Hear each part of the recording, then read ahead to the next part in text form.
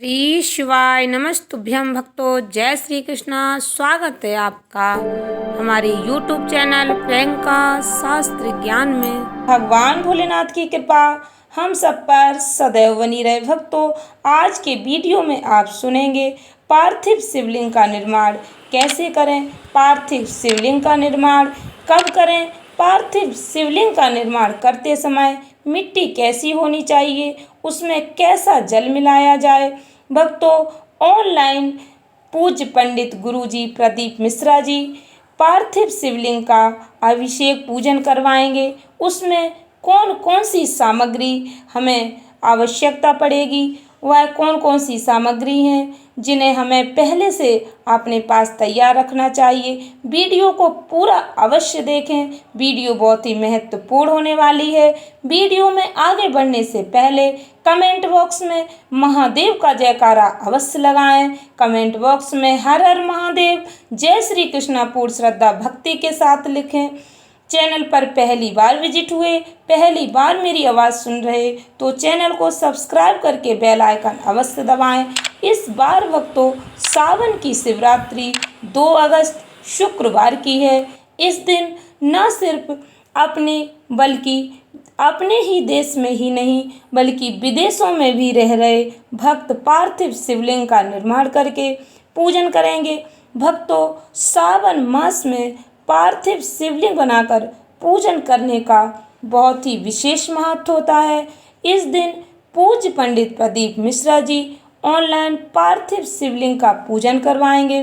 भक्तों, सावन मास की शिवरात्रि पर पार्थिव शिवलिंग बनाकर पूजन करने का विशेष महत्व होता है। इसका फल भक्तों को कई गुना प्राप्त होता है। भगवान भोलेनाथ अपने भक्तों की मनोकामना अवश्य पूर्ण करते हैं। उनके जीवन में चल रहे दुख परेशानी का निवारण करते हैं, रोग कष्टों से छुटकारा मिलता है। पार्थिव शिवलिंग बनाकर उसका पूजन कैसे करना चाहिए, कौन कौन सी सामग्री हमें पहले से तैयार करके रखनी चाहिए, कौन सी मिट्टी से पार्थिव शिवलिंग बनाएंगे, यह वीडियो में मैंने सब कुछ समझाने का प्रयास किया है। ध्यान से सुने भक्तों, इस पूरे वीडियो को अंत तक अवश्य देखें। भक्तों, 2 अगस्त को पूज्य पंडित प्रदीप मिश्रा जी जहां पर भी कथा कह रहे होंगे वहीं से देश विदेश में ऑनलाइन लाइव जुड़कर पार्थिव शिवलिंग का पूजन शाम 7 बजे से लेकर 8 बजे तक 1 घंटे सावन शिवरात्रि को पार्थिव शिवलिंग का पूजन करवाएंगे। इस दिन देश विदेश के भक्त पार्थिव शिवलिंग का पूजन करके भगवान भोलेनाथ से मनचाहा वरदान प्राप्त करेंगे। पार्थिव शिवलिंग के पूजन में कौन कौन से सामान की आवश्यकता पड़ेगी, कौन कौन सी सामग्री पार्थिव शिवलिंग पर समर्पित करनी है, आप इस सामग्री को ध्यान से सुनकर कागज पर लिख सकते हैं, जिससे बाद में आपको पूजा के समय कोई परेशानी ना हो और आप अच्छी तरह से भगवान भोलेनाथ का अभिषेक पूजन कर सकें। आपके मन में ऐसा ना रहे कि मैंने ऐसी सामग्री भगवान भोलेनाथ को समर्पित नहीं कर पाई। कई बार भक्तों, ध्यान करने के बाद भी हम भूल जाते हैं, इसलिए कागज पर अवश्य लिख लें जो भी सामग्री पूज्य गुरुजी ने बताई है। पार्थिव शिवलिंग के पूजन में कौन कौन से सामान की कितनी आवश्यकता पड़ेगी, इस बात का विशेष ध्यान रखें और सारी सामग्री पहले से तैयार करके रख लें। शाम 7 बजे से 8 बजे के बीच गुरुजी ऑनलाइन पार्थिव शिवलिंग का पूजन करवाएंगे। हम सभी को ऑनलाइन जुड़कर टीवी मोबाइल पर पार्थिव शिवलिंग का पूजन करना है। ध्यान से सुने भक्तों, पूजन सामग्री 1 लोटा जल, 21 दाने गेहूं के, 5 कमलगट्टे, 108 चावल के दाने। ध्यान रहे भक्तों, चावल के दाने खंडित नहीं होने चाहिए। चावल के दाने गिनते समय ध्यान रखें एक भी दाना टूटा नहीं होना चाहिए। 21 काली मिर्च, 1 चुटकी काली तिल, 1 धतूरा, 7 बेलपत्र, 7 समी पत्र, 7 लाल फूल यदि गुलाब के मिल जाएं तो अति उत्तम, यदि ना मिले तो कोई भी लाल फूल आप ले सकते हैं। 7 पुष्प दूसरे अलग से पूजन में चढ़ाने के लिए दूध, दही, शक्कर, घी, इत्र, चंदन, गंगा जल, 3 गोल सुपारी पूजन वाली, रोली, मोली, मोली यानी कलावा, अबीर, गुलाल, पीला चंदन, चावल, पूजन के लिए अलग से, कपूर, 2 दीपक घी के, 1 जलाकर रखने के लिए, 1 आरती करने के लिए, 2 जनेऊ, 1 गणेश जी के लिए, 1 शिव जी के लिए, लौंग, इलायची, पान के पत्ते, मिट्टी का शिवलिंग। आपके शहर गांव में आपको जो भी मिट्टी मिले, आप गमले की मिट्टी तो उस मिट्टी से भी शिवलिंग बना सकते हैं। भक्तों, पार्थिव शिवलिंग का निर्माण आप पहले से कर सकते हैं, यानी आप सुबह के समय पार्थिव शिवलिंग बनाकर रख सकते हैं, क्योंकि भक्तों तुरंत आप शिवलिंग मिट्टी का बनाएंगे और उसका जल अभिषेक करेंगे तो शिवलिंग की मिट्टी बह सकती है, शिवलिंग बह सकता है। 5 फल, मिठाई, धूप बत्ती। भक्तों, 7 बजे से 8 बजे तक यदि आपको मोबाइल टीवी चालू करके रखना है, आपके गांव नगर में आपके पास यदि ब्राह्मण रहते हैं जो आपके घर में पूजन करवाने आते रहते, तो आप उन्हें पूजन करते समय अपने घर बुला सकते हैं और पार्थिव शिवलिंग का पूजन अभिषेक कर सकते हैं। यदि ब्राह्मण पूजन करवाते हैं तो यह आवश्यक नहीं है कि आप 7 से 8 बजे के बीच ही पूजन करें। कहने का तात्पर्य यह है भक्तों, महत्वपूर्ण बात यह है कि सावन शिवरात्रि पर भगवान भोलेनाथ का पार्थिव शिवलिंग बनाकर उसका पूजन अवश्य करना चाहिए। यदि कोई पंडित, कोई ब्राह्मण नहीं है तो आप टीवी मोबाइल के माध्यम से पूज्य गुरुजी पंडित प्रदीप मिश्रा जी द्वारा पार्थिव शिवलिंग का पूजन करें और करोड़ों लोगों के साथ मिलकर भगवान भोलेनाथ की आरती करें। भगवान भोलेनाथ से मनवांछित फल प्राप्त करें। विसर्जन करते समय ध्यान रखें भक्तों, आप जब पार्थिव शिवलिंग का विसर्जन करें, शिवलिंग को जल में छोड़ें, उस समय शिवलिंग की जलाधारी का मुख यानी जल की धार जहाँ से निकलती है वह उत्तर की ओर होती है, वह भाग हमारी तरफ होना चाहिए। और अब थाली इस प्रकार से पकड़ें कि जब शिवलिंग आप पानी में विसर्जित करें उस समय वह भाग जलाहारी वाला थोड़ा सा हमें दिखाई देता रहे और आपने जिस कामना से पार्थिव शिवलिंग का निर्माण किया है वह कामना मन में बोलते हुए पार्थिव शिवलिंग को आप जल में विसर्जित करें। आपकी मनोकामना अवश्य पूर्ण होगी। इसी को कहते हैं पार्थिव शिवलिंग का निर्माण करना और आराधना करना। भक्तों, सावन के महीने में यदि पार्थिव शिवलिंग का आप निर्माण करते हैं, सोमवार के दिन पार्थिव शिवलिंग बनाते हैं, तो नियम ध्यान रखना है। इसका वर्णन लिंग पुराण में मिलता है।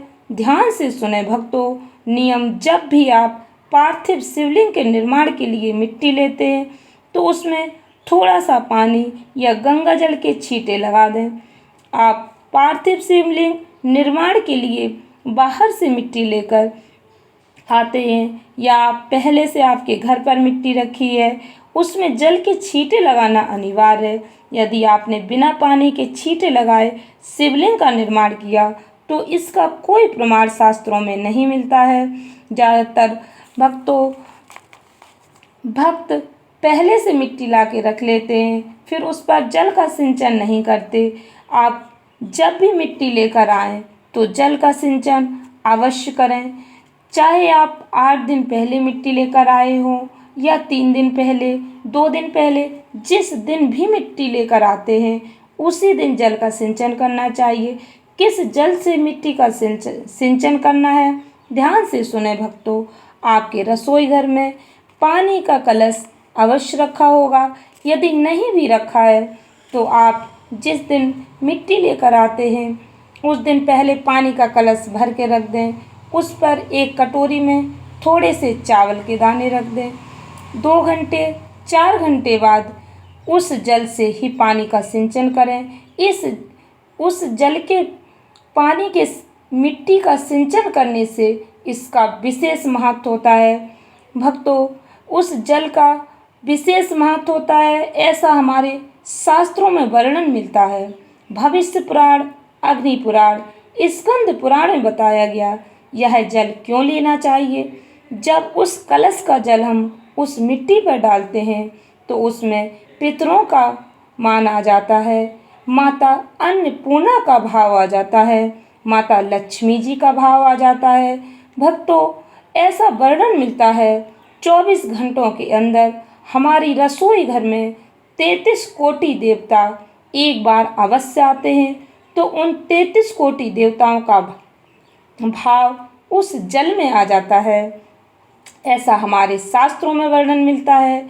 जब उस जल को हम पार्थिव शिवलिंग निर्माण करने वाली मिट्टी में मिलाते हैं तो गंगा, यमुना, सरयू, नर्मदा सभी नदियों का भाव आ जाता है। 33 कोटि देवी देवताओं में सभी नदियों का भाव आ जाता है और यह मिट्टी अब पवित्र हो जाती है और कैलाश अधिपति के स्वीकार करने लायक बन जाती है। पार्थिव शिवलिंग का निर्माण करने लायक यह मिट्टी बन जाती है। भक्तों, ध्यान से सुने, जल मिट्टी में मिलाने के बाद पार्थिव शिवलिंग का निर्माण कैसे करें। आप जिस भी पात्र में शिवलिंग बनाकर स्थापित करेंगे उस पात्र में थाली है या और कोई वस्तु जिस पर आप पार्थिव शिवलिंग निर्माण करना चाहते हैं, उस पात्र पर पहले बेलपत्र रखेंगे। बेलपत्र सीधा रखेंगे, बेलपत्र की डंडी जलाहरी तरफ रहेगी। बेलपत्र के ऊपर पार्थिव शिवलिंग बनाकर तब आप उस पर रखेंगे। भक्तों, शिवलिंग को कोई भी पात्र सहज ही स्थापित नहीं कर पाएगा। भगवान भोलेनाथ का पार्थिव शिवलिंग, इसलिए जिस पात्र पर आप शिवलिंग रखेंगे उस पर पहले बेलपत्र अवश्य रखेंगे।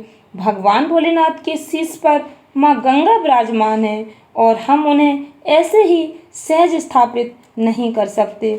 भगवान भोलेनाथ बेलपत्र पर ही सरलता से स्थापित हो सकते हैं। भक्तों, विद्येश्वर संहिता में इसका वर्णन मिलता है। ब्रह्मा विष्णु भगवान भोलेनाथ के चरण और शीश का पता नहीं कर पाते। ब्रह्मा जी ऊपर जाते हैं, श्री हरि विष्णु जी नीचे की तरफ आते, तब भी पता नहीं कर पाते चरण और शीश कहाँ पर हैं।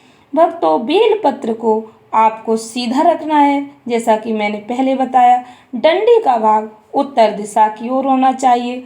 इस बेलपत्र पर थोड़ी सी मिट्टी डाल लीजिए और पहले शिवलिंग के स्वरूप का निर्माण करें। फिर उसके बाद शिवलिंग के पास थोड़ी सी मिट्टी और डालकर जलाधारी का निर्माण करें। भक्तों, शिवलिंग और जलाधारी बनकर तैयार हो गई। पहले आपको भगवान भोलेनाथ के शिवलिंग का आकार बनाना है, उसके बाद ही जलाधारी बनानी है। इस बात का ध्यान रखें। भगवान भोलेनाथ का संपूर्ण परिवार शिवलिंग में विराजमान होता है। भक्तों, शिवलिंग किस जगह पर बनाना चाहिए, मिट्टी में कैसा जल मिलाना चाहिए, आपको ये बात अच्छी तरह से समझ में आ गई होगी। जब भी आप शिवलिंग का निर्माण करते हैं तो कैसे करें, कहाँ करें, इसका विधान शिव महापुराण और लिंग पुराण में मिलता है। क्यारे की मिट्टी होनी चाहिए, मतलब ऐसी जगह की मिट्टी जहाँ पर कोई गंदगी ना हो। शिव महापुराण की कथा कहती है, आप जब भी मिट्टी लेकर आते हैं तो उस पर जल का सिंचन अवश्य करें। आपके घर में गंगा जल, नर्मदा जल, जो भी जल रखा है, आप उस जल को पानी में डालकर मिट्टी का सिंचन कर सकते हैं। यदि कोई जल नहीं है तो आप जल के लोटे में थोड़ा सा इत्र डालकर सिंचन कर सकते। यदि इत्र भी नहीं है तो थोड़ा सा दूध डाल लीजिए। दूध भी नहीं है तो फिर आप इसमें बेलपत्र जल के लोटे में डालकर जल का सिंचन कर सकते हैं। वैसे भक्तों, दूध तो हमारे घर में हमेशा रखा ही रहता, लेकिन इस बात का ध्यान रखें, दूध अच्छा होना चाहिए, दूध स्वच्छ शुद्ध होना चाहिए। यदि दूध नहीं तो आप जल के लोटे में एक बेलपत्र डाल लीजिए। यदि बेलपत्र भी नहीं मिल पाता तो आप जल के लोटे में एक पीपल का पत्ता डाल सकते हैं। जब भी आप जल का सिंचन करें तो इस बात का विशेष ध्यान रखें। मिट्टी का सिंचन आपको उसी दिन करना है जिस दिन आप मिट्टी घर पर लेकर आते हैं। जैसा कि मैंने पहले भी बताया कि मिट्टी का सिंचन आपको उसी दिन करना है, ना कि जिस दिन आप पार्थिव शिवलिंग का निर्माण करते हैं उस दिन नहीं। जिस दिन आप मिट्टी लेकर घर पर आते हैं उसी दिन आपको मिट्टी का सिंचन करना है। भक्तों, यदि आप सुबह के समय शिवलिंग बनाना है तो ब्रह्म मुहूर्त में मिट्टी को गला देना चाहिए। किस जल से मिट्टी को गलाना है इसका प्रमाण भी शास्त्रों में मिलता है। शिव महापुराण की कथा में वर्णन आता है। यदि आप आज पार्थिव शिवलिंग का निर्माण करते हैं तो शाम के समय तो आप अपने रसोई घर में जहाँ भी पानी का मटका या पीने का स्वच्छ पानी रखते हैं उसके पास एक कलश या लोटे में जल भर कर रख दें। उस पर एक प्लेट ढक दें जिसमें थोड़े से चावल रखे हों। उसी जल से मिट्टी को गलाना है। भले ही यह जल आपने 2 घंटे या 4 घंटे पहले ही क्यों न रखा हो। रसोई घर में पितरों का वास होता है, माता अन्नपूर्णा का वास होता है। शास्त्रों में वर्णन मिलता है 24 घंटों में एक समय ऐसा आता है जब 33 कोटि देवता आपकी रसोई में प्रवेश करते हैं। इसलिए भक्तों, रसोई घर को हमेशा स्वच्छ रखना चाहिए। इस बात का विशेष ध्यान रखना है। इसके बाद बाबा का सुंदर भाव से अभिषेक करें, पूजन करें। यदि आपने पार्थिव शिवलिंग का निर्माण किया है तो रात्रि होने से पहले शिवलिंग का विसर्जन अवश्य कर दें। लेकिन भक्तों, कुछ विशेष समय पर आप शिवलिंग को रात में घर में रख सकते हैं। जैसे आपने शिवरात्रि के दिन पार्थिव शिवलिंग का निर्माण किया, या बड़ी तीज, छोटी तीज, हरतालिका तीज, या कोई विशेष उत्सव है, सावन का महीना है, तो आप शिवलिंग पूरी रात भी अपने घर पर रख सकते हैं।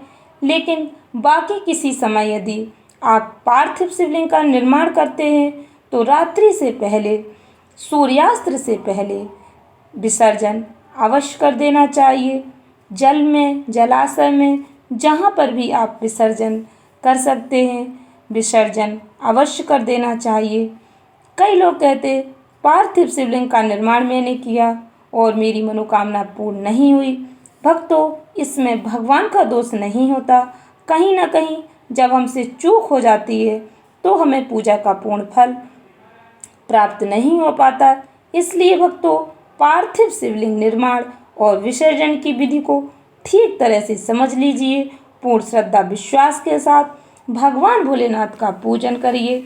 यदि आपको पूर्ण श्रद्धा भक्ति के साथ आप भगवान भोलेनाथ की पूजा आराधना करते हैं, पूर्ण विश्वास के साथ पार्थिव शिवलिंग का निर्माण करते हैं, तो आपकी मनोकामना अवश्य पूर्ण होगी। भक्तों, पूजा सामग्री एक बार ध्यान से सुन लीजिए।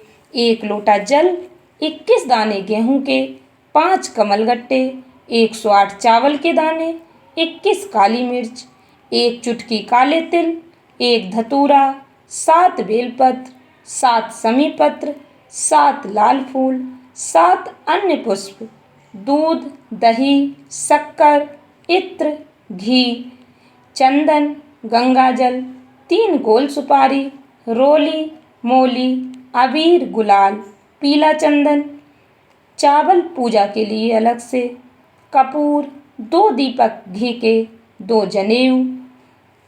भक्तों, लौंग, इलायची, पान के पत्ते, फल, मिठाई, धूप बत्ती, मिट्टी का पार्थिव शिवलिंग।